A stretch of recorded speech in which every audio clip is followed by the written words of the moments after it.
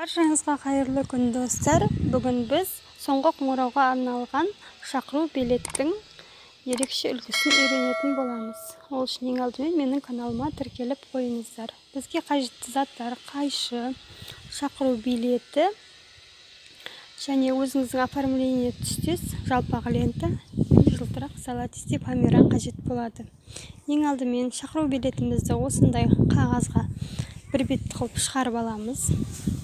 Және жалпақ лентамызды алып, кішкене етіп қиып алып, бір-біріне ыстық клей арқылы жабыстырып, кольцо жасап алатын боламыз.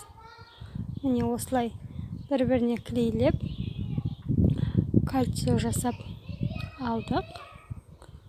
Ыстық клейді қолдансаңыздар болады. Және жаңағы шақыру билетімізді осылай ширатып орап, лентадан жасалған кольцомызды ортасына кіргізетін боламыз. Міне кіргіздік. Енді жаңағы жалпақ лентамыздан бантик жасайтын боламыз. Міндетті түрде қызыл лента болуы міндетті емес. Өздеріңіздің оформлениелеріңіздің түсі қандай, сол бойынша лентаның түсін сол бойынша алсаңыздар болады. Осындай бантик жасаймыз. Міне бантик жасап алдық.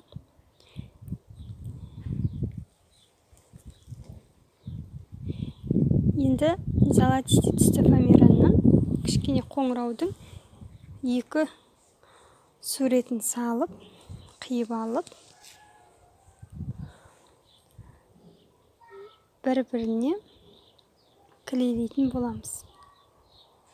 Міне осындай екеуін қиып аламыз.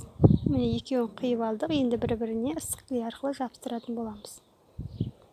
Міне жабыстырып алдық. Енді осыны жаңағы бантигіміздің ортасына жабыстыратын боламыз. Бұның бір ерекшелігі, осыны келген қонақтар, мұғалімдер яғни төсбелгі ретінде тағып келсе болады. Осындай жіңішке түсті, ақ түсті лента аламыз.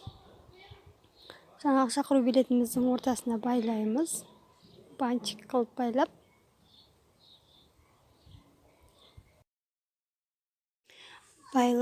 Жаңағы жасаған қоңырауша бантигімізді кішкене түйреуіш арқылы шақыру билетімізге қыстыратын боламыз.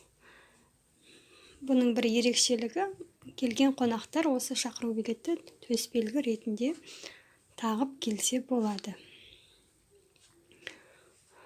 Міне бүгінгі видеомыз осындай ерекше, әдемі, сәнді көрінетін шақыру билетін дайындап үйрендік. Назарларыңызға көп-көп рахмет.